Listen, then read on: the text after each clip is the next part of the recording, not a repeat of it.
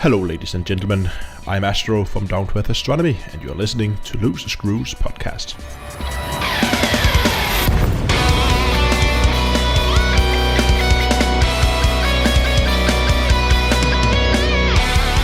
Hey guys, how was that for an impression? It's May 8th, 2020. I'm JN Trax, audio mixationist and spaceship fly-a-flyer, doing your intro tonight and now. Broadcasting from Nothing But the Rain, the Corvette that wins the bet, commander of the Loose Screws Network, faction of Ross 310, it's Tierval! Yeah, you were right. That was pretty good, man. I enjoyed that. It's funny. I've never once been introduced, like my entire life. Well, 8th grade, but that's a different story. But anyway. Well, now I feel like it was even more special. I hadn't even considered that. Yeah. Now I've set myself up really high bar, though. Now what am I going to do? Well, so as he said, this is Loose Screws, and we are late. I got hung up at work last night. Sorry, shit happens. It's been kind of a rough week at work. That's all I can say. Yeah, for sure. For most of us. Yeah. So Kai Zinn is not going to be a regular host on Loose Screws anymore. He has moved on to focus on Elite Week. Most of you probably already saw the new Elite Week Discord server. We wish him the best. And anyone who hasn't subscribed to the Elite Week YouTube, man, get off your butt and go do that, because he's doing good stuff over there. We think you're going to end up with more content because of this, not less. So that's good for everybody. Kai's still around. He's still part of the family. So we'll see him. We'll all see him doing Discord stuff, and we'll see him in game. And, we could never replace him. But you will probably be hearing some new voices on the show soon. And we'll go from there. Yeah. Some evolution. Yeah. So what's been going on in your life, Trax? Well, I haven't been on the show in at least 3 episodes. I think 3 whole episodes I missed. So, because the one time I was going to be able to be here, I had some crazy work thing and ended up being up till 2 a.m.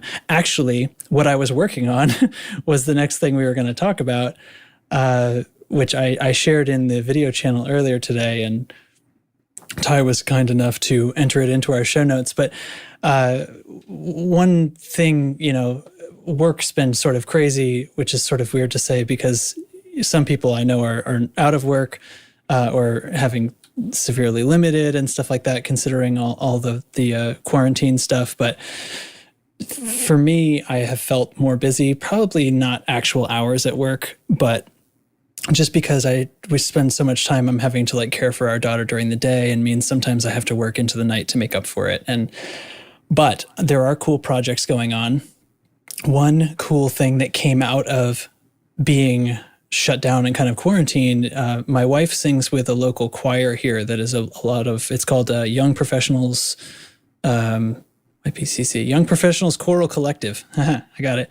And it's people I think 25 to 45 or something like that. Just people who like to sing and get together and sort of can't be part of a professional choir, but they have other jobs. But this is a kind of a hobby that they do.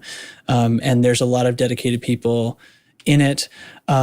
And they do a really cool, a gala every spring. They do a few other things around the year, but the springtime is their really big one. And the whole thing just got totally shut down. I mean, you can't be in a choir right now. You're basically just packing everyone shoulder to shoulder and then aerosoling your breath liquids all over everyone around you. It's the worst possible situation right now. So what are you going to do? So they did something, and a few other things. I've seen something really cool out of Juilliard.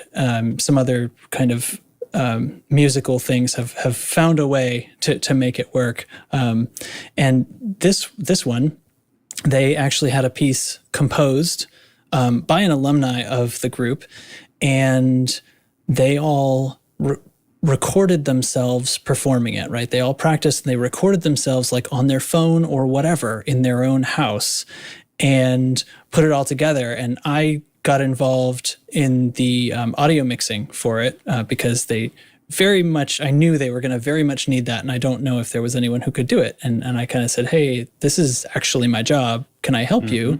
And they were like, oh, yes, that's cool. It was a massive project. There's over 80 singers. And, it's combining all that is sort of a complicated mix in a good situation. And this is a situation that was a little bit mitigated, right? Because everyone's kind of on weird, different microphones. Some people had more trouble than others hearing what was going on and things like that. The singers all did such a great job. And there's a video that you can see. It is linked to in our Discord in the video media channel where it seemed appropriate. So this song, everything in there is recorded on everyone's phone. And then I did the mixing kind of along with reading through the sheet music and following everything so I could enhance the dynamics that the singers put down. And even if this isn't your kind of music, like a choral music, it's still pretty cool to see what a community can do when they get together. And if you want, you can try to guess which of those tiny little pictures is my wife. I thought about what I was watching. I got my bets. We'll talk later. Okay. But so that's been most of my time, and it's done now, and I feel great. Man, like let me say, man, like there's a point about, I guess it's about 3.5 minutes in, somewhere around there, where like the tempo changes and everybody kind of kicks in. It gets really rhythmic. Yeah. And this is not my style of music, like it's not country or death metal. So, already writing the Loose Screws theme song version 2. Go on. Loose Screws. Loose Screws. My truck's broken. Anyway, I already have a truck. I'm like the only Texan who don't have one. But anyway, what is your problem? Gas mileage. That's the problem. Okay. Anyway, so like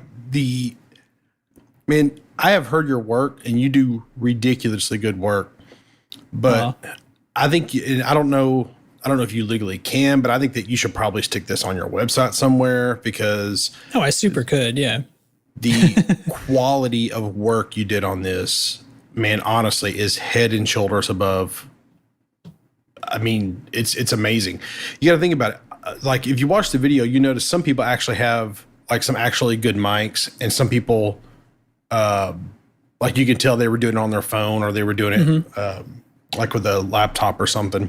Yeah, a lot of them were iPhones with the headset mic that comes with the iPhone. Because, I mean, if that was your only device you had to record, frankly, the iPhone's microphone is better than the one that's built into the headphones. But you have to plug the headphones in because you have to hear the guide track, right? And they were watching the conductor in a video when they performed. And listening to that guide track. So that's how they did it. Yeah, we sort of like mixed the guide track to a video of the conductor conducting the song. And that's what they performed to. So yeah, it's like sort of there's technical hurdles and then piecing it all together kind of on the other side. So yeah, it's super cool. Like, and I know it may not be for everybody because it's not death metal, but definitely check it out. Because it is so freaking cool, man. I listened to it twice, and I'm going to show it to my girlfriend Nicole here in a little bit, and we'll go from there because she'll be all over that. She loves that kind of stuff. So that's cool. That's cool. Yeah. Well, everybody check it out, and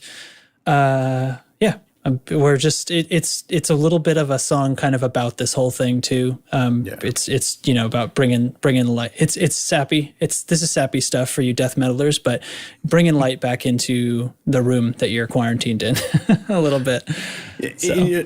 Also from the video perspective, like I don't know who did the video, but like there's like a part like all the way through it, like it looks like the sun's slowly rising.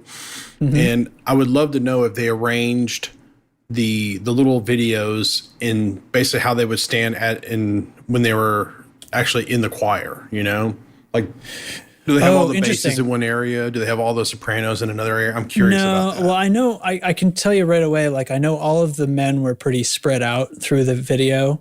I bet, well, I have no idea how they chose it. It seems like they're pretty spread out. They're kind of all over the place. I did hear there was like a release party thing that happened on Google Hangouts, and there was, a couple hundred people in there, and everyone was sort of like, people were able to ask questions, and I showed them my Pro Tools session, and so it was like, this is what it looks like when you guys sing. And this is what it looks like when there's over 80 tracks in a Pro Tools session. So, but somebody mentioned that if you look carefully on their video, the sun actually comes out from behind a cloud and like strongly illuminates the room right at the moment where they get to one of those big crescendos and the sun, Oh wow. which is kind of one of those cool little things. And this is choral stuff. I mean, this is the kind of sentimental stuff that's all going on. And that's the kind of frame of mind to be in.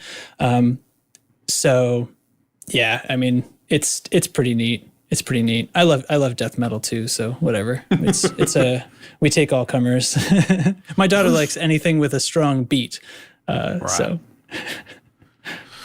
All right, so Music. we are definitely looking for Loose Screws death metal tracks is what we're looking for now. So Okay. Roger that. So Yeah. We kind of got a little bit of a big news announcement. So I have been a little bit out of game. Let me get going to that real quick. I've been out of game a little bit. Yeah.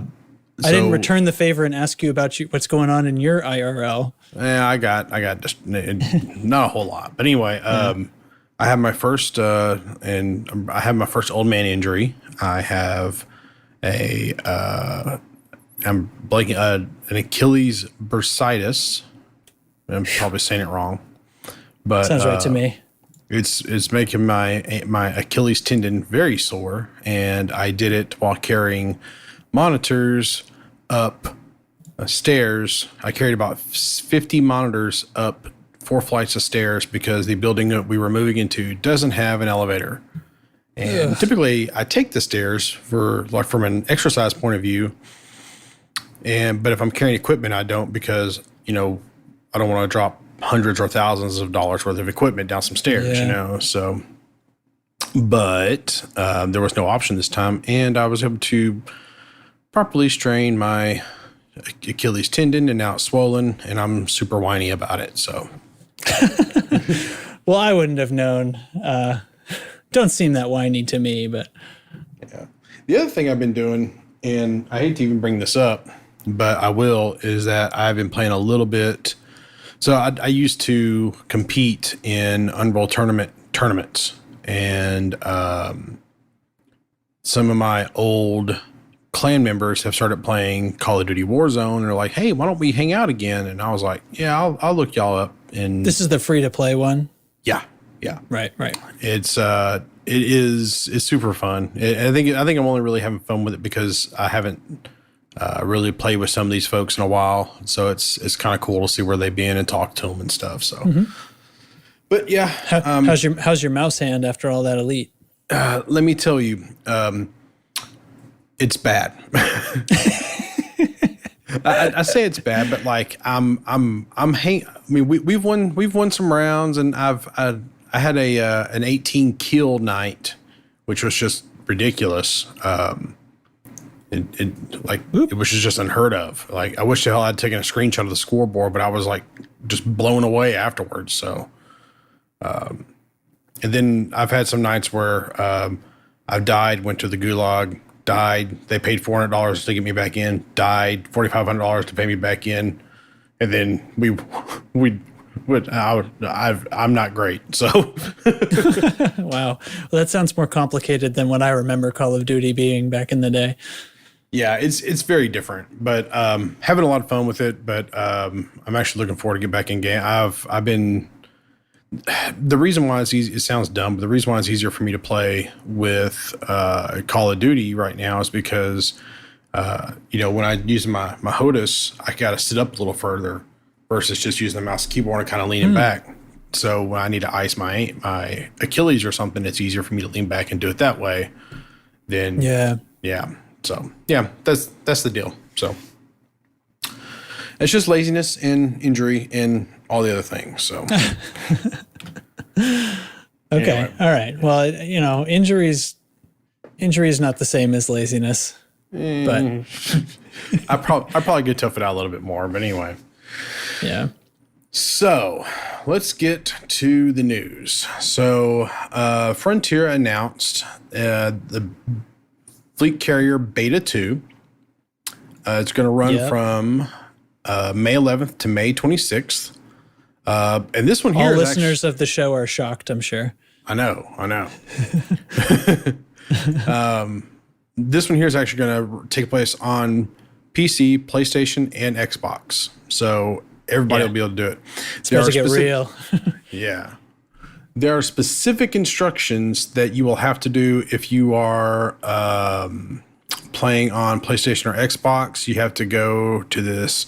You have to go get a Fleet Carrier Beta key and do the things. You have to log in your PlayStation Network, and then there's some steps to generate. I haven't done this because I actually don't own the PlayStation. I actually don't own the PlayStation version. My advice to you would be to check out the links on their forums for it, because if I try to walk you through this, I will inevitably screw something up. So yeah, let's not become responsible for guiding people through the beta process. Oh Lord, I guarantee I'll screw it up. So anyway, just talk to Stephen Benedetti about it if you have problems. Oh no, wait, edit this out, Justin. Anyway, so please get in the beta and be responsible about reporting bugs and issues and stuff. But yeah, they have a lot of procedures they want you to follow about that too, and they're obviously listening, right? And we're going to get to more of that in a second, like I know, but it really does matter. I urge people. Test things and tell them things. They want to know. They want to know for sure, as we have said so many times. So many times. For the second beta, they're doing a few things that are a little bit different. Number one, they're going to keep with the lower process of things and the lower upkeep that was rolled out in the second phase, or the second beta of the first phase. And this one here, they're adding a universal cartographics as an optional service. Mm-hmm. And good, they're also, yes, I'll be honest with you, that was a big deal for me, because not having that, man, I'm not saying I wouldn't have had a fleet carrier, but it lowered my value of a fleet carrier by about a third. So, yeah. Everyone in agreement there. Yeah. So decommissioning a fleet carrier will now refund. I'm going to read this exactly like they said it. Decommissioning a fleet carrier will now refund the full cost of a carrier, with the only reductions either being unpaid debt when the automated or a static fee for voluntary decommissioning. So they're still going to automatically decommission your fleet carrier after, 10 weeks, I think? Or 12 and that weeks. itself, if it happens automatically, it incurs a fee. Is that what they're saying? That's my reading. Well, okay. So you're still going to have to pay the upkeep, but the way they were doing it before, you wouldn't get your money back. But now you're going to get the full cost of the $5 billion. You're going to get that back, with the exception if you have any, like if your account went into debt because of upkeep, they're going to take that out. So if the decommissioning happens on your own choice and you don't have any debt, you get all your costs back. Yep. If it happens because you had to walk away from the game and never logged in again, or you had to / happened to, then you will have incurred many weeks of debt first, and that will be subtracted from the 5 billion. But I imagine that's going to be pretty small pennies compared to 5 billion anyway. Yeah. And I would also assume that because they say full cost of a carrier, I would also assume that the services that you purchase, I assume they're going to give you refund for those as well, but I don't think they specifically say. So yeah, isn't there like a sellback rate or something to services? Do I remember that? So it's possible that the services themselves don't necessarily pay back full cost when you sell them back. Right. Yeah. I think it's like 90% of the original. Oh, it was time-based, wasn't it? Or no, wait, the fleet carrier itself was time-based, right? Like you get 90% after one day or something, and then progressively degrades after that. Anyway, that's all wiped away. We seem to be going with this plan now.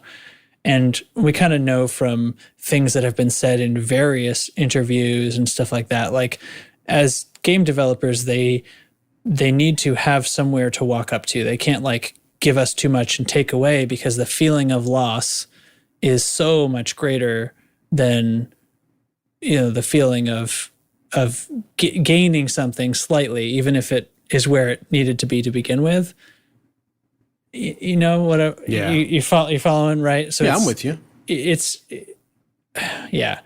I think it's pretty clear from everything that they've said that all of the super high cost in the beginning was in service of trying to figure out what that proper price would be. They knew full well it was needing to be a lot lower than that. And they were kind of taking that emotional hit for the sake of actually walking us up to what the real price should have been, rather than setting it too low to begin with, and having to walk it back would have been possibly catastrophic for all of our precious emotions and feelings. Well, from FDev's point of view, these fleet carriers are persistent across, all the platforms and game modes. Yeah. So it's a situation where, you can't have 500 fleet carriers orbiting around the same system indefinitely, because it's just going to cause problems. It's going to cause, server issues and lag and all the other things that it causes. So, from their functionality point of view, they have to have something that, well, if you're not going to touch your fleet carrier for X amount of days, you're going to lose it. And eventually they're going to be like, well, you can lose all the money of it. And I feel like they struck a pretty good middle ground with everything here, where they're going to give you the money back. All you can do is pay the upkeep and debt. That way you're covered. And I think they're doing good with this. This was really the last outstanding thing that was irritating to me. Well, that was a big issue for me. The rest of the things I feel like are just small small irritations. Little adjustments, further adjustments. Yeah. So something else they're doing is module and ship storage will now always be available for the fleet carrier owner. So in other words, if you buy a fleet carrier, you can put your fleet in it, and you don't have to go buy a shipyard to put your fleet in it. Right. However, that's a big one. Yeah, it seemed really weird. It just seemed weird. But I like that they did that. Shipyard and outfitting services will still need to be purchased to enable visitors to use them and to buy stock for the owner.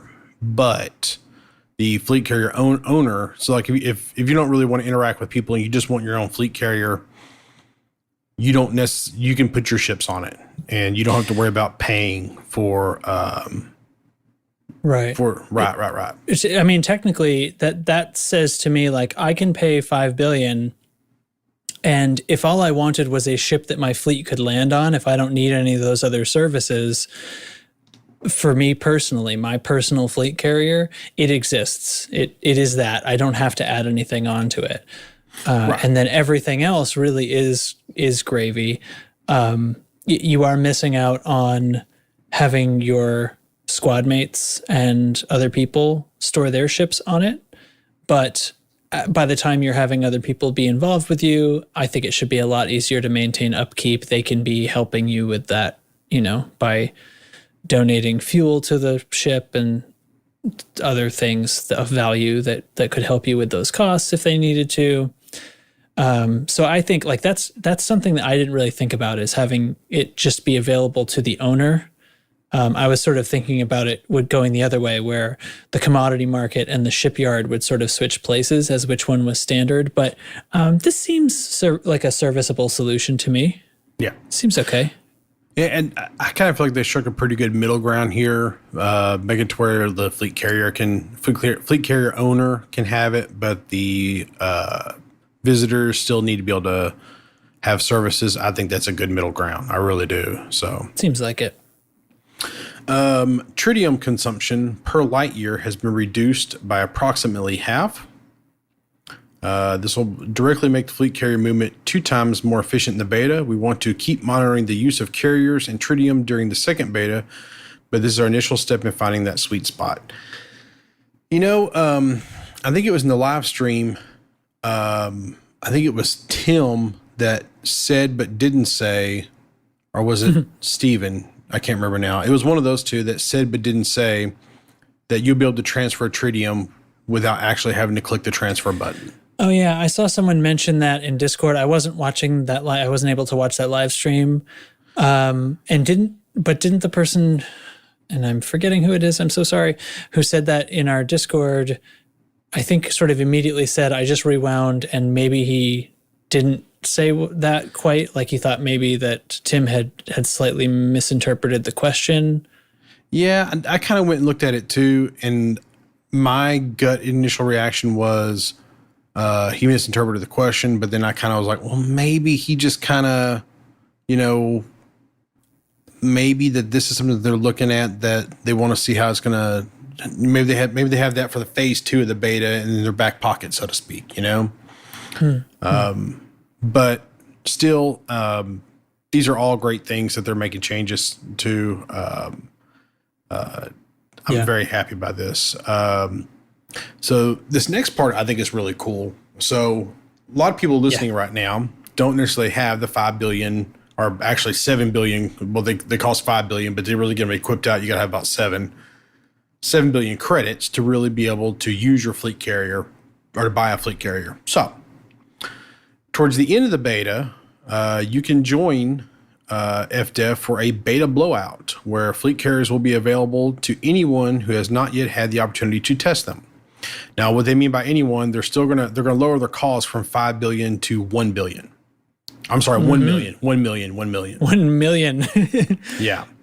And I'm trying to figure out if I can buy 100 fleet carriers. That's what I want to do. So I just realized now I don't know the answer to this. Isn't it limited to 1 per commander? Yeah, it actually is limited to 1 per commander. Okay. So.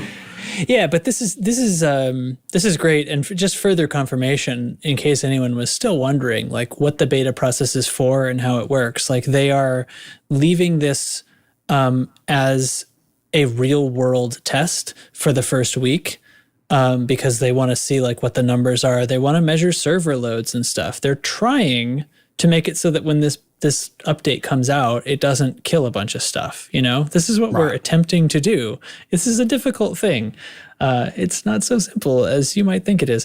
So, but then, on the other half, they're like, okay, we're satisfying that. Now we want to just flood the place because everybody who's playing the beta, we want them to have a chance to play with it, sort of for our emotional sake. But, the subtext there is if everyone can buy one, or very nearly everyone, it will be a much better, pen test.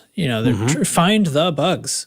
Find the bugs. So that week 2, that is, if you have been testing out landing on other people's carriers because you didn't have the money, get on there for week 2. That seems like almost the more important part of the beta to me, because you have the opportunity here to just help them find some of the leaky parts in the code and, really, really nail it. And then by the time they've withstood that for a little while, maybe when this thing goes live and we don't have quite the same fleet carrier saturation numbers as they do when they only cost 1 million credits, then maybe it'll be quite solid. Yeah.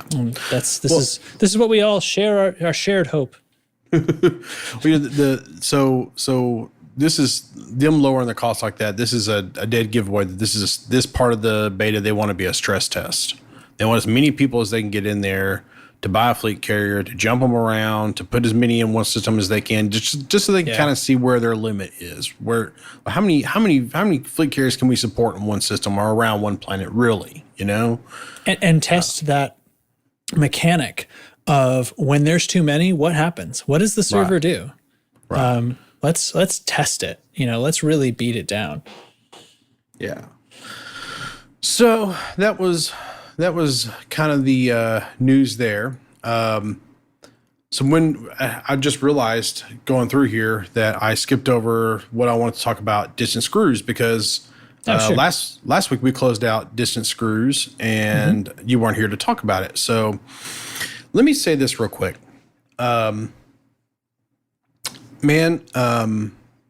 What you created with this expedition is a very unique thing. And I know you don't think it's really neat because it's just a thing. It's just an expedition, but it is. And I'll tell you why. You created something where people who listen to this show, who participate in our community, go out and went somewhere. And then if you go to your Twitch channel, twitch.tv/JNTracks, you can literally, someone who's never done actually, it'd be the YouTube, because Twitch only keeps things for 14 days. So that's the point of YouTube. Nobody was watching on YouTube when it was happening, but YouTube keeps a permanent archive. So it'd be, that's where it'd go. Yeah, it's if you just go to youtube.com and do a search for was it JNTracks Gaming, I think? JNTracks Gaming, yeah. I don't have a custom URL because I'm not famous. Yeah, well, I don't have one either. So, but anyway, but you can go there and you can actually listen, or actually, if you've never done any exploration, or if you just want to see, I toward the end of the show, I actually have a perfect use case for this. I'll tell you about it in a minute. But you can actually go there and see the whole process of exploration. You can see the whole thing. I can't remember how many hours it was, but it's and you can skip around, watch certain parts if you want to. You can have it on while you're doing something else. You can really kind of be immersed into the world of Elite Dangerous from an exploration point of view. And I don't know of another place that you can do that. And I think it's really super cool, man. And so many people have messaged me, and I know that they've talked to you. So many people have talked in chat about they've never done anything like this. And man, you got us out there. Like you got us to do it. And number one, thank you for doing that, even though I had to cut it short and come back because the player made faction went live. Yeah. But I did complete the expedition. I went to everything. So you did it. That's not short. Yeah. It's complete. But man, you did something really amazing here, and you should be proud of that. And I thank you for that, really. Well, I am proud, and thank you all for following me. It's really humbling. It's also I was kind of put into that makes it sound like I was strong-armed into it. I was not. This was my idea in a sense, but it grew into a lot more than I was my initial idea. And I found myself in the position of being the de facto leader of this thing, in the sense that I'm the one managing it on EDSM in the official sense. And that meant people asked me a lot of questions that I did not know. I was like, well, to answer your question, this is my first expedition, and I do not know the answer to your question, was what I said to people a lot. But it was really neat. We did complete the whole YouTube series. Does exist. It is massively long. We had 12 episodes. They range from about 3 hours on the short side, and then several of them went as long as 5 hours. Mm-hmm. Marathons. Sometimes I pushed for speed. Sometimes I took my time a little bit more and did a little bit more scanning for money. But for the most part, I made a pretty good pace. So I think it's a good example of if you're moving at a pretty good pace. It could take you a lot longer. You could move a lot faster if you really wanted to, but this is sort of the middle of the road scanning valuable things version.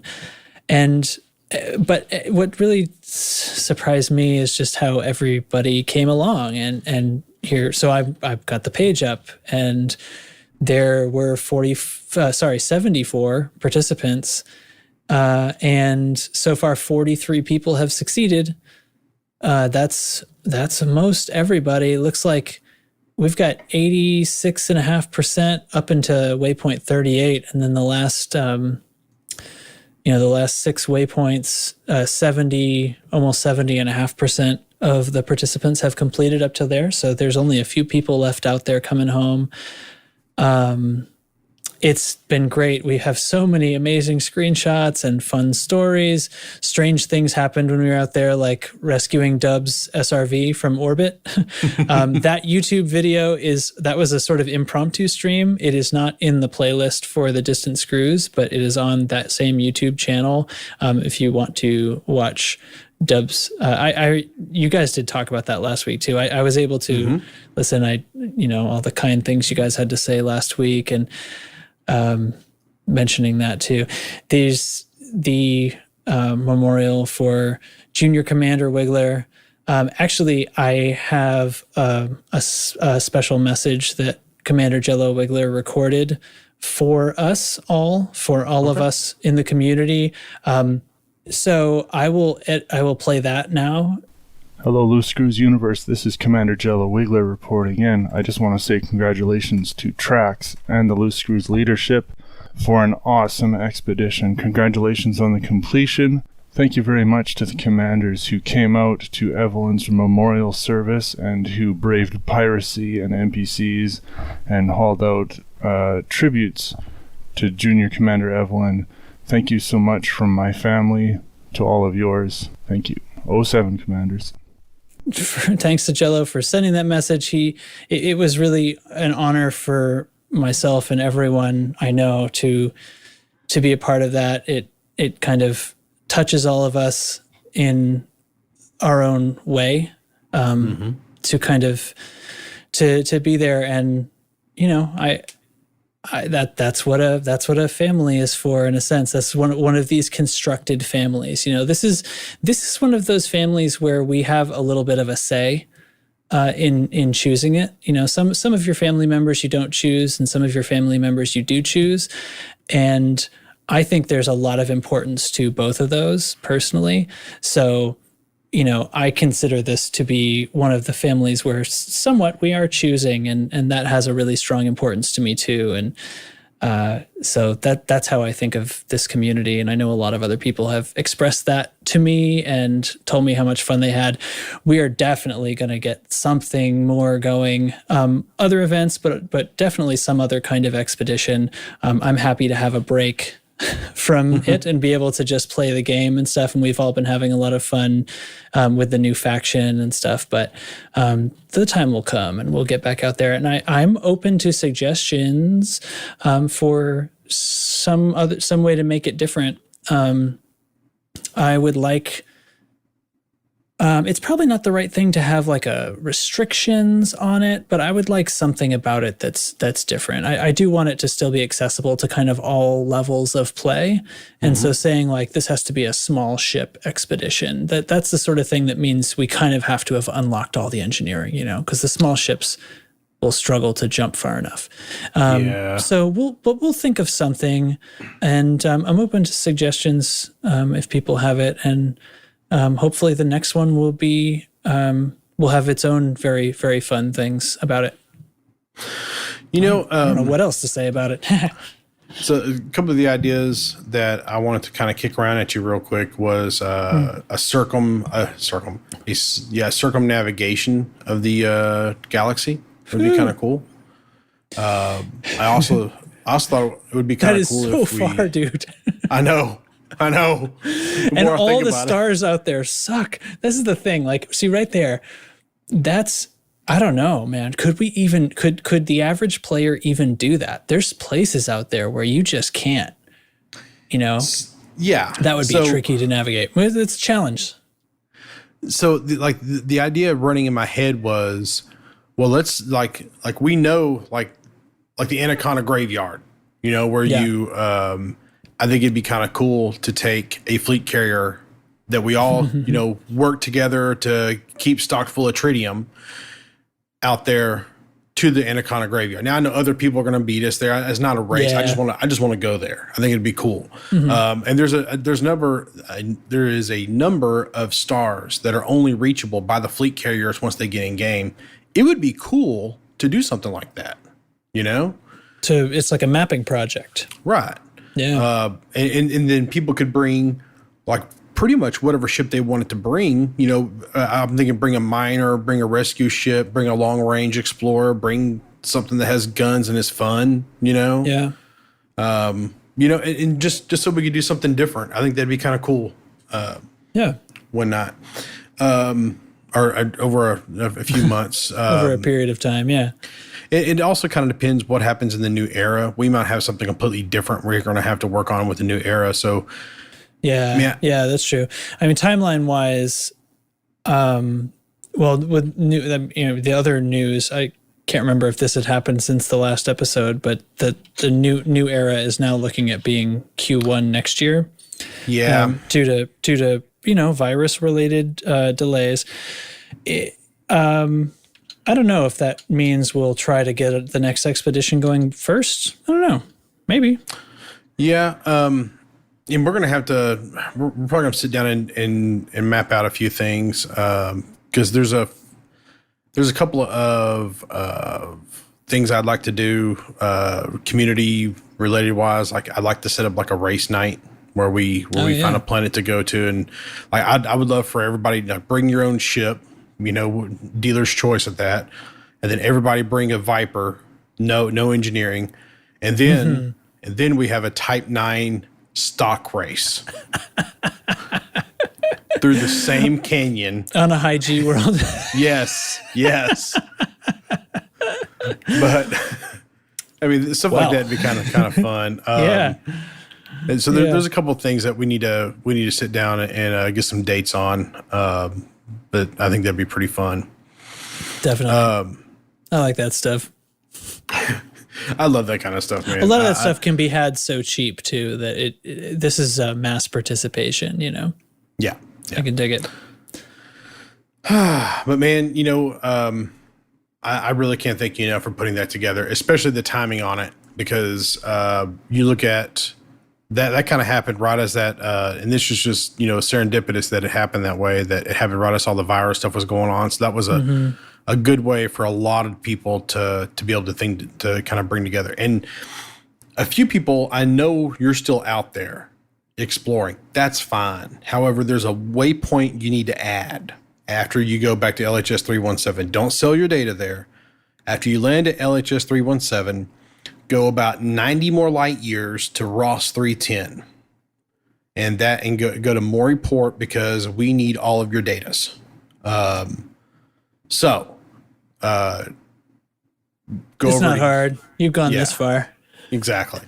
That is where the Loose Screws network faction is, and we own Maury Port now. NL Hate is our faction commander, faction leader, and Devo Looter is our PS4 squadron leader. The question was asked to me about, do we have a PC squadron leader? Well, I'm the head of this PC squadron leader side, but that, I mean, there's not really, I don't want to put it like I'm not running the faction. I'm just head of the squadron there. I'm not really doing anything. Like, yeah, the orders come from he and a couple Hate. He and a couple of the others of us are approving the applications. Right. That's about all we're doing. So yeah, the person paying attention to what's going on with the faction BGS and making sure we're all on the same track and we're all doing appropriate and things that will benefit.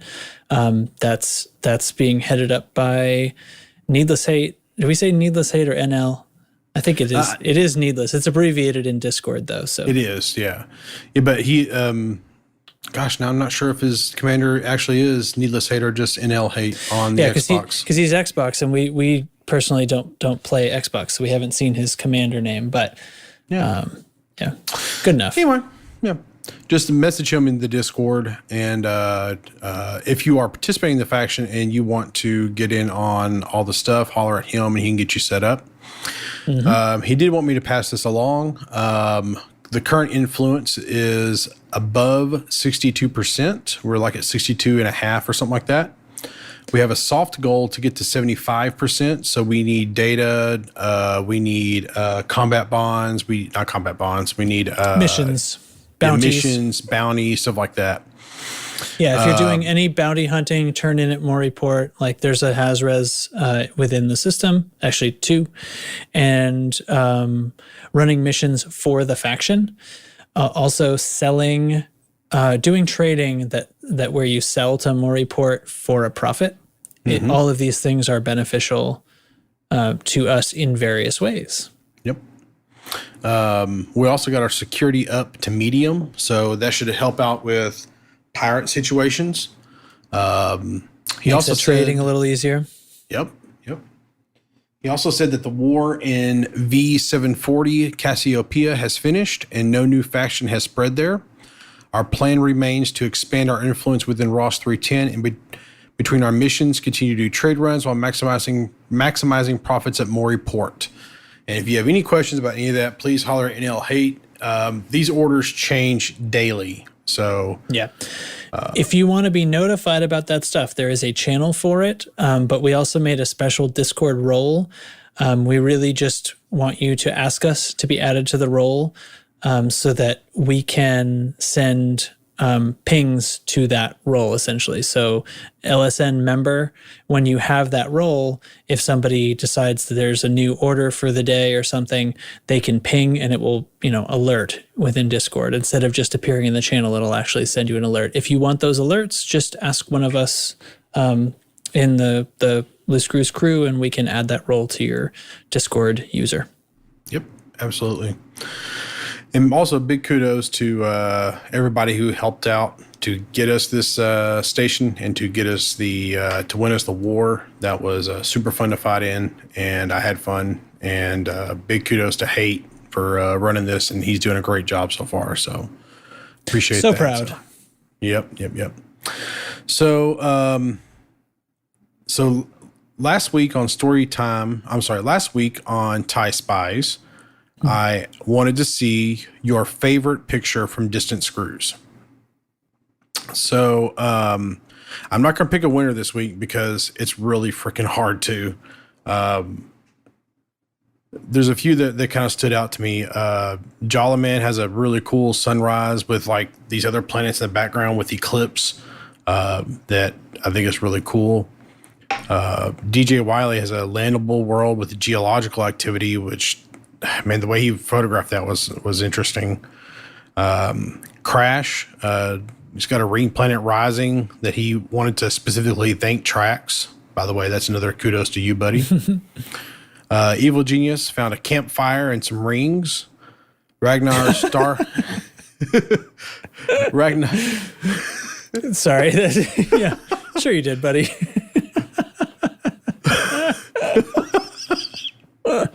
He did. It looks like a little campfire and some rings. It's really cool. Which game was he playing? Okay, no, I understand. I'm horsing around. It's Elite Animal Crossing Dangerous. Okay, sorry to interrupt. No, you're fine. Ragnar Starcuster. He posted a picture from The View, which I don't think we actually went to The View, but I might be wrong. And he's got a picture of some rings in there as well, which look really cool. I think we did go. I think there was a waypoint called The View. It was. Oh yeah, we did. Okay, my bad. Yeah. Yeah. Hugh Borbaki took a picture, I believe, with Kai out at SAG-A and the craziness we were doing before we went to at Explorers Anchorage. Yeah, it was actually at Explorers Anchorage, but it was right next to SAG-A. So yeah. Thank you, by the way. I couldn't think of the damn name of the station. Grover Kiwi, he's landing on the world with pumpkins. He's kind of like hovering right over it. Teflon 12. He was one of the people who went out to Beagle Point and then on to, what's the woman's name? I'm brain farting here. Salome's Reach. Yeah, Salome's Reach. Thank you. Whew. Smokey Samsung found a nebula. Now, probably the one I kind of save for last is Roy Cookson, because on this trip, he found his very first undiscovered black hole. And he commented by saying, "This was the most fulfilling thing I've done in this game." And I would just want you to understand, Trax, you made that possible by doing this. So, I want appreciate you to- that. I claim no responsibility, but I thank you. And yeah, it's that's a thing. You added a black hole to this game. It's technically what happened. You know, that's awesome. So, yeah, I thought it was super cool, man. So this week we're going to end TIE Spies, and until we go on another expedition, and we're going to go back to story time with Old Man Ty. For those that don't know, because we picked up some listeners along the way, story time is where I give a little clue to go find something that's in the bubble that has that is lore related. And then I'll explain the whole lore thing behind it, tell you a little story about it the following week, and give you a clue to a new place. So this week, the clue is something is to be found in Ross 859. And if you are not back in the bubble and you are still out on the expedition, that's okay. Still send me some more of your screenshots that you love from this expedition. I want to see some more because, man, like the comment from Roy, the campfire from Evil Genius, I could go on here, but all the screenshots are, I have like a whole folder that I've been saving on my desktop here, and it just, my background just rotates through them every now and then. Oh, that's awesome. A lot of times I'll exit out of games like, oh, I didn't know we took that screenshot. So it's really cool. So yeah, I wish my screenshots are kind of rubbish because it's of playing in VR. Screenshots kind of come out badly. They are low res because they're taking a screenshot of the like monitor window, which is a small little thing that's not even on my screen while I'm playing. I have other stuff on my screen. But a couple of times when I've been able to add good screenshots because somebody multi-crewed in with me and shot them for me on a pancake version of the game. But so I participated a little bit. I did share some of my crappy ones too. So they're in there muddying up all your beautiful screenshot stacks. So, well, let me ask you something. Do you know that there is a high resolution screenshot button? Yeah, but it only works in solo. Yeah, I know, which sucks. And I'm not sure if it works in VR at all because I pretty much never turn on solo. So I know that it does nothing whenever I'm playing. Alt F10, if anyone's wondering, it does it forces like a super high res. It basically like throws the game offline for a couple of seconds and lets your computer calculate as if you had all the graphics options maxed. Yep. Even if you don't. So it's really cool if you have like a machine that's not up to running all the graphics maxed, I should say. You can use the Alt F10 if you're in solo, probably because it causes like some kind of massive lag and it would be a way to like cheat or something like that. That's why it probably only works in solo. But it'll render like a massively oversampled screenshot for you, which is cool. And it's actually one of the things that if I remember, the last update, like patch update we had a little fix for that where something weird was happening with a certain texture oversampling. So yeah, it exists. That's what it's for. Yeah. So and that's going to kind of go through TIE Spies / story time. Did you want to give them a planet clue, or did you write that in here just for my benefit? That's fine if you did. I will keep your secret. I've actually debated about that. Well, I'll tell you what. If nobody finds it, for a while. Let's see. Maybe Ty will come out and post in Discord a clue, a further clue. Yeah. Well, someone commented to me that I was being too obvious with some of them, so you know, I got to be a little sketchy. So that's why I didn't blurt it out. So this kind of brings us to our discussion point here, because I'm going to tell you a story. So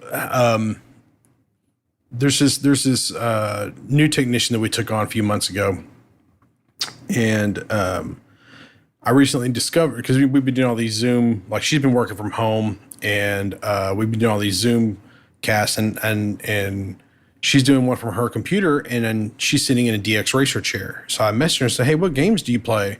She goes, "I don't really play a lot of games." I said, "Bull crap. Nobody buys a DX Racer chair because they're going to sit there for 20 minutes while they work at home. No, you're playing games." She goes, Okay. Well, I play Planet Zoo." "Oh, really? Well, are you aware the same company makes Elite Dangerous?" Are you aware that David Braben is a lizard? Sorry, go on. She was not aware of that. But anyway, so we went through, we started talking to her about Elite Dangerous, and she watched a couple of videos of it, and she was like, it's not really my thing. It's too much combat. I really just, I'm not really into combat stuff. And I was like, well, there's like a whole side of exploration to it. And that's where I turned her on to your YouTube channel about, and she spent several hours watching some of the videos. She was like, "Oh my God, this looks so cool." And she was very interested in it. But we came to this part where she asked this question. She's like, "So like, is the whole universe to scale?" I said, "Well, it's actually the galaxy, but yeah, the whole galaxy is to scale." She's like, "Well, how long does it take to travel?" So I started explaining travel to her and how it works. And she's like, I don't think that. She said, "Well, what happens if you go out and you want to go back and just do something while you're inside of," because I already taught her the bubble term. She said, "What if you're out exploring, you want to go back just for a night and do some exploring, or do something in the bubble and then go back?" I was like, you can't really do that. Because you can, but it's a long trip. I did it in like 6 hours when we were exploring, but that's a different story because I had to get pacifiers. But anyway, gots to have my pacifiers. Gots to have my pacifiers. But yeah, she's probably not going to play now because there's not really a fast travel thing.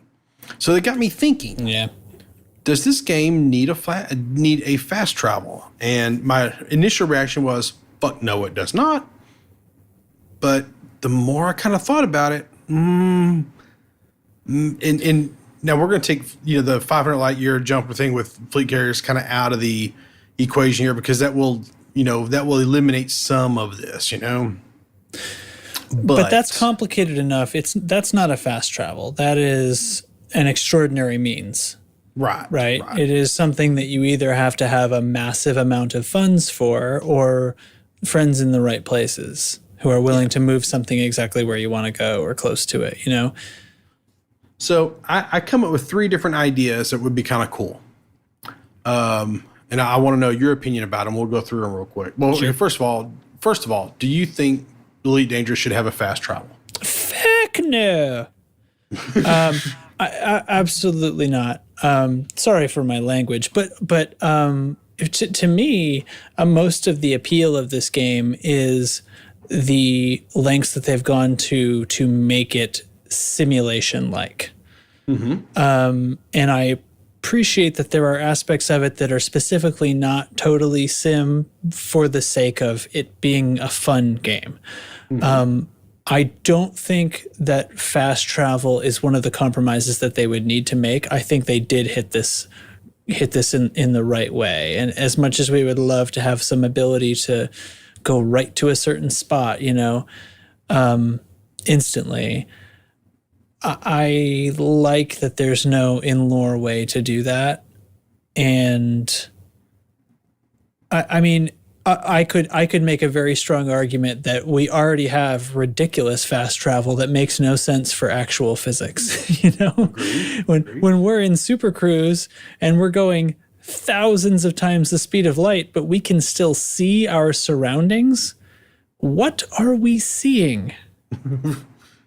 I ask you. So anyway, these are my personal musings. But no, the answer is I think we're right on track as far as fast travel goes in this game. So let's play tinfoil hat for just a minute. So I came up with 3 ideas, and she actually suggested one of these. And so I wanted to know your opinion about. Now, I'm kind of the mindset. I really like the scale of the game and the fact that it's a sim. And honestly, I think I'd be okay if they shrunk down the jump range on ships a little bit. I know that would throw everybody into tizzy, but I'd be okay with. I was happy with my little 22 light year jump range vet until here's a module that gives you 10 more. I'm like, yeah, I want that. Let's do it. Yeah, but you can't walk backwards. That's the thing. Right. So the theory was, this is the one she came up with, was what about a wormhole generator that you could use on some sort of cooldown, like once a week or something, to where it would get you somewhere instantaneously, but you could only go to systems that you've visited before. So the theory being, I'm out in Colonia and I want to make a trip back to the bubble for whatever reason. I make a trip back to the bubble, and then then my wormhole generator is now on cooldown. And I can't use it again until, no matter what ship I'm in or anything, for a week. And then I can jump back. Now, I know you could, take advantage of it and move ships around or stuff like that. I know you could do that. In fleet carriers, you could kind of do this anyway with their big ability to move things around. But it would be kind of cool, like if you were, think about if we were out on the exploration. It'd be cool to be like, come back, turn in some data, go back out kind of thing. I mean, you would pick up right where you left off, or if you just wanted to, if you were out, you're like, man, I'm really kind of getting tired of this. I really would like to do some combat. You came back in, did some Haz-Res for a week, and then went back out. It would give you some more flexibility. And I think from a scientific point of view, there's a strong possibility wormholes exist. I say strong, but there is a possibility that I want to say strong possibility. That's not the right way to say it. There's a possibility that wormholes exist. So maybe that would be something that we could, put in the future. Thoughts? Okay. I would put that in the category of extraordinary means, like a fleet carrier. So there's a way I would be okay with that being added to the game. I think as described, it's too easy. I think it would need to be something that is, well, I don't know. I guess you didn't describe how do you get this generator, right? I guess in lore, I would like to see it be a piece of equipment that had to be constructed and then it had to stay in that location. Or, there's ways of making it super difficult, like a fleet carrier. It could have a massive cost, or it could have an energy consumption that was ludicrous and needed just a ton of resources to operate. Something like that. Yeah. Something it's being in lore and having enough restriction and difficulty of resource use and stuff like that would make it okay. Sure. Yep. So the one I kind of come up with, and one I've actually had the idea of for a while, and I would actually like to see this put in somehow, would be an autopilot system where you hire a crew member. Well, hang on, let me go back. Sorry, I'm jumping ahead here. So in my mind, the module, or this wormhole generator would be a module on your ship. Oh. And it would be extremely heavy, so it would already lower your existing jump range. It would require a special type of material that could only be farmed, so it wouldn't be something that you could just go buy. And it would have a 1 week cooldown, and you could, I don't know, make it to where it's like some sort of black market thing. You could only own one, So it's it's like a thing you can install in your ship that's a super jump, but you can only do it once per week, and it requires a lot of farming to use. Right. Or something. And then here's the thing: when you attach it to your ship, it takes up 2 or 3 module slots. Say it takes up a minimum size would be like a class 4 slot, but it takes up 2 of those or 3 of those. Therefore, it eats up some of your flexibility of your ship. Yeah. So, but then what are you doing with the ship when you get to the other side? It kind of means you have to land somewhere where you can refit the ship on the other side, right? Well, okay. So the way, like in talking with her, the way that we kind of hashed this out was like, well, you would put your fleet carrier at, Beagle Point, so to speak, and then you would use this wormhole generator to get back to the bubble, do whatever you want it to, and then use it to get back to your fleet carrier, swap out your modules, and then, do your exploring from there. Oh, well, now I want to do this. Yeah. The module that this ship is in is kind of a pack mule or something. It's kind of this is what that ship is. Yeah. Well, in that case, why isn't it itself a ship? Why is it a module? Why isn't it just your super jump ship? That's not a bad idea either. Just make it to where it's a wormhole generator ship. It's a one of a kind ship kind of thing. That's not a bad idea. In fact, why don't you just make it really big and call it a fleet carrier and charge $5 billion for it? Oh no, that tracks. Get out of here. Yeah. Okay. Yeah. Go on to the next thing. I like your next thing better. Go on to the next one. All right. So an autopilot system where you hire a crew member that you set a course, and then all they can do is jump and fuel over and over again to get you somewhere while you're logged out. Yeah. So the idea being that this would be basically invisible, but it would be like a paying of, it'd be like when you transport a ship to yourself. When you're at a station, you call a ship to yourself. Why can't we program ourselves to go to a place we have been to before? But it'll take a certain number of hours. So the trouble would be, wait, I can fix it. The trouble would be if you went somewhere that was going to take, 56 hours, and then you logged back in at hour 40. You would have to your ship would have to appear at whatever the nearest system was to like the percentage of the journey, right? Because the server is not actually jumping your ship, star to star to star. It's just calculating how long it'll take, right? Because that would be silly to do it any other way. But why can't we do that? Our ships can autopilot, or I guess in lore they are being brought on megaships or something, aren't they? When we, so our ship is just being brought somewhere. So if we could have a system like this where you're basically saying, I don't think it even has to be a crew member. It could just be like, I'm programming my commander to simply do this as long as you have a fuel scoop, then why shouldn't your ship be able to do it, right? As long as you have a fuel scoop and there is a scoopable path to where you're trying to get to, then it seems like if you plot the route in Galaxy Map and it is scoopable without you running out of fuel, is where your ship is self-sufficient, then and you turn up on the other end with a certain amount of module damage or something. And if you interrupt it by logging in, you would just be in whatever system was sort of proportionally the right percentage of the distance away. This seems fine to me, and for me, I don't even need that to have like a wild cost attached to it, because it seems like your commander could just do it in the background, right? Right. So the reason why I chose a crew member was because more expensive crew members, like the ones who are have a higher rank, are going to incur less module damage to your ship as you fly. Okay, sure. And then you could also, now you're not going to be able to do, you don't get any sort of exploration credit as you go. Like no you can't first earn discover, anything. No nothing. You can just move, Right. Because again, you're not technically visiting the system. The server's just teleporting you from point A to point B.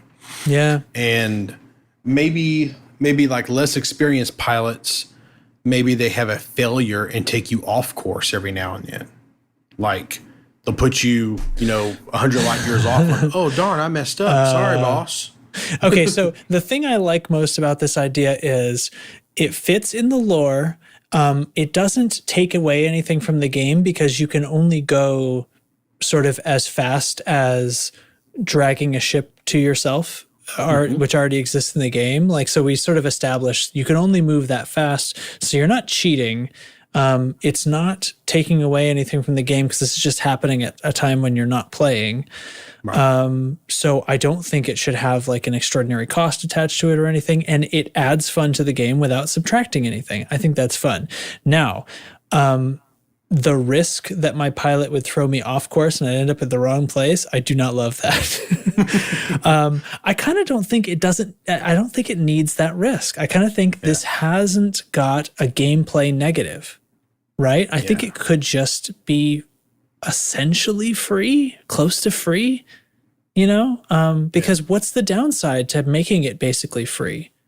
As long as you have a fuel scoop and a scoopable path. Can you think of any?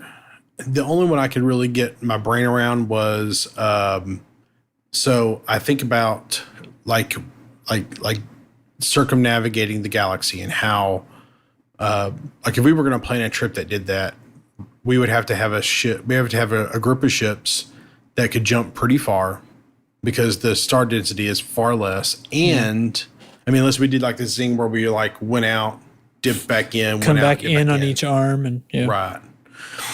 But, so we have to, a lot of ships to do that, or we have to be very careful with how we plan our jumps. And I think that having a system like this, you could exploit that a little bit to where, I'm out here and I don't really want to take the time to figure it out. So I'm just going to do this and go to bed. So you're taking away some of the, for lack of a better term, the chess match with yourself to figure out how to get through the long range jumps you got to figure out. And it's not, go ahead. Well, I think we've already in our discussion, we've sort of deleted those possibilities because, and I don't know if this is exactly what you're thinking. Like I was imagining this can't happen unless you've been to the system already and it has a station in it. Or I guess it doesn't have to have a station in it. But if you've just been there before, yeah. Maybe you have to have been there before. Well, what's the lore reason for that, though? And when I say it, I don't love that. But it has to have a scoopable path, meaning the in-game, like the galaxy map route plotter has to be able to plot it.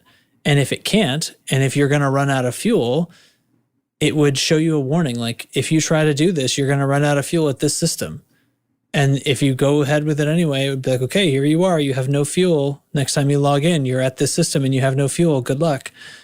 Because that's a point. That's a place where the person can do a bad job at the game. Like the game even warns you. So yeah, maybe you don't need to have been there before. Because what's the lore reason for that? So maybe that would, maybe you're right. Maybe that would have to be like a gameplay reason. For gameplay reasons, you have to have been to the system before. And it's really just a way of backtracking. Yeah. Maybe like the lore reason is something as simple as like your egotistical commander doesn't want to share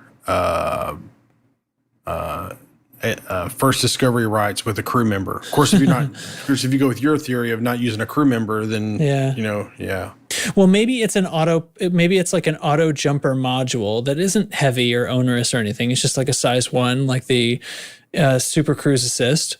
Mm-hmm. It's an auto jumper assist, but it can only go to systems you've been to before because it has to literally know what stars are in between. It can't be discovering them along the way because what if it ran out of fuel? And it's just for your own safety. It's just not going to do it. Okay. Yeah. That makes. Yeah. That makes at least as much sense as the way our stupid Super Cruise Assist works, right? Yeah. Blue zone or nothing, idiot. Sucker. Yeah. Anyway, I'll come back to the blue zone thing. Okay. We don't have to. I don't. Yeah, we don't have to because I'm going on a rant if. Yeah. Anyway. So what about the last idea was so we can already telepresence. We telepresence into fighters. Yep. And the whole lore behind CQC is that we are at a station telepresencing into these fighters wherever the hell they're at, which by some of them, they're like 17,000 light years away. Yeah. So and multi-crew is all telepresence and works across the entire galaxy. Right. So the idea would be, what if you could telepresence? What if you had a telepresence module that would let you fly ships across the void of space? Yeah. So you'd pay to rent a ship, right? So they would have to be, okay. So it would have to be pre-constructed ships that are available to rent. Like it would be some company in the game, right, is going to set up, they're going to outfit a ship, and you'll buy from selected outfits, right? And pick one of them. It costs this much per, I don't know, per whatever interval you want. Right. And yeah, you can telepresence to it. So I guess if you're paying X to rent the ship, you'd have to have some kind of super insurance, right? Like if you crashed the ship in lore, the company would have to be able to like recoup their expense from you, or something, or, you know, and then, if you're paying for that, then I think you should be able to keep your exploration data. Maybe even keep bounties and stuff like that if you do the work, or maybe you share the bounties with the rental company. So it's sort of like a Interstellar factor. It's like a minus 25% or something. It could be fun. Absolutely. Like, yeah. So what if you end up paying roughly 35% or something to, you know, I'm exploring, I'm out in the other side of the galaxy, but I'm going to telepresence back over the bubble, do some combat conflict zones or whatever. So I'm going to rent, you know, I mean, I'm imagining they're going to have weird stuff for this, right? Because it'd be like one of those ships you find in a conflict zone that's NPCs, where it's like a Asp Explorer that's outfitted for combat or something. And yeah, let's rent this for a couple of million or something, and and fly it in a CZ, and then pay them, you know, a certain percentage of what I make while I'm out there, as long as I don't destroy the ship. That's fun. I like that. I think it'd be kind of cool from the aspect of, you know, we just got off this 2-month exploration trip, and I can't tell you how many times I hopped into CQC just because I was tired of jumping, you know, and yep. I think it would change up I don't want to say monotony, but it would change up the repetition of jump, honk, scan, jump, honk, scan, you know, and right. And I don't know. I think that maybe fast traveling is not the right word, but I think that giving us some sort of flexibility there would be kind of interesting. And the telepresence thing already exists in game. The autopilot system, or having a crew member or whatever, kind of already exists in game. Yeah. And you can do the telepresence thing in a sense, because there is the like looking for crew stuff in the comms panel. So you can just like multi-crew in with a random stranger who's open to it. The trouble is the vast limitations of multi-crew as implemented, which I'm still really optimistic about a lot of that getting fixed in the new era. But you can't be the pilot of the ship, you know, so it doesn't really realize this idea, but I honestly don't see why. I guess it might be complicated. I think right now it's coding reasons, but yeah, I agree with you. I think there's some sort of limitation. Yeah. I think that when we talked to Wotherspoon, I think he said it best, is like everything has a parent. Like every object in the game kind of has a parent, and when you remove the parent, it messes the coding up, and that's why the whole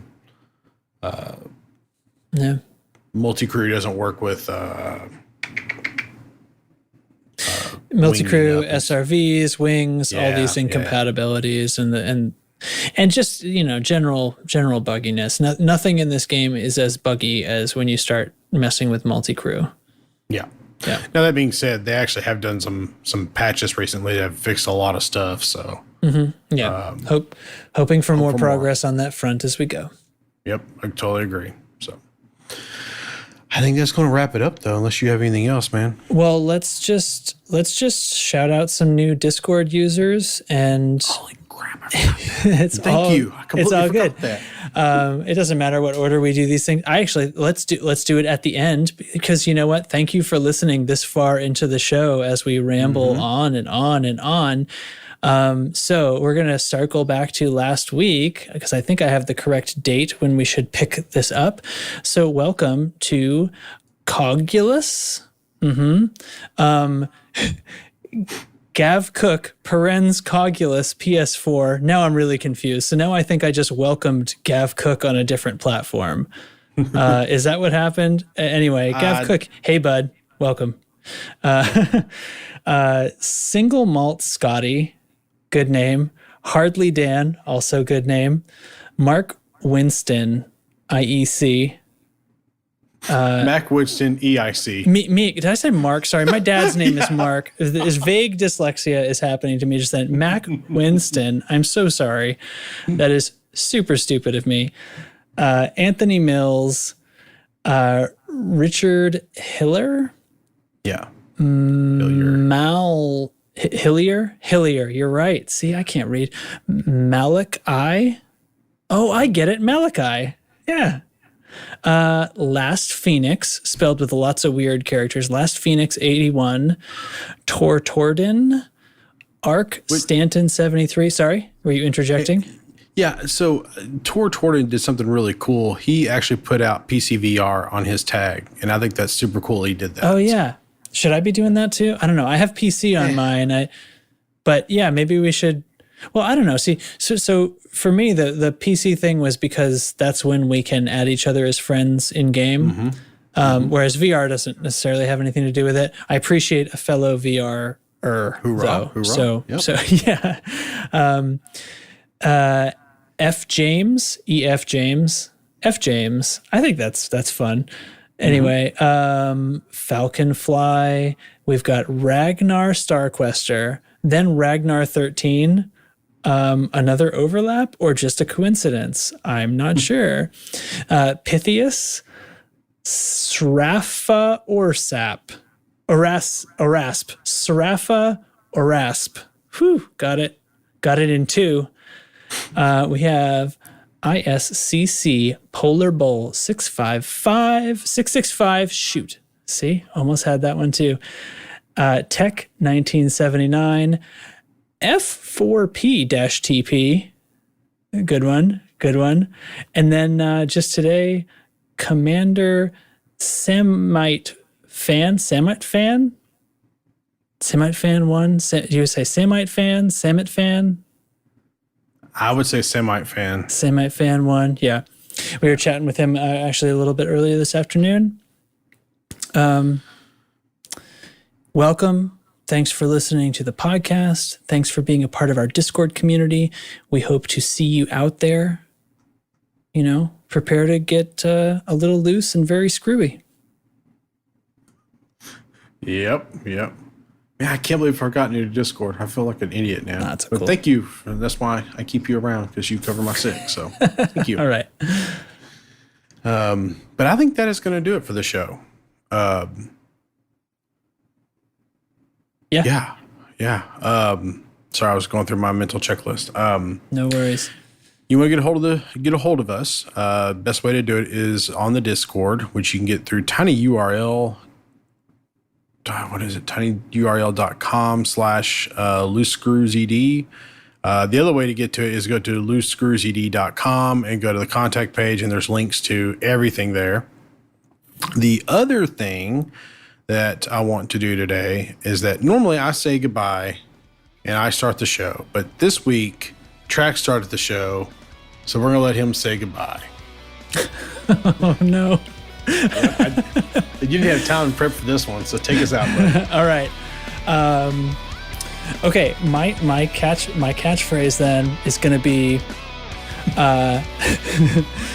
keep it loose and screwy out there, commanders. Night, guys.